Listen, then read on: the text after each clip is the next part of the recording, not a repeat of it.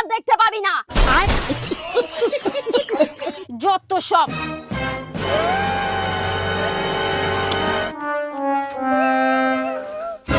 কি হয়েছে বলো গো? কি হয়েছে মানে আজকে ভাইফোঁটা, তাড়াতাড়ি যা গিয়ে বাজার করে এনে দে আমাকে। তা কি বাজার করতে হবে সেটা তো বলো।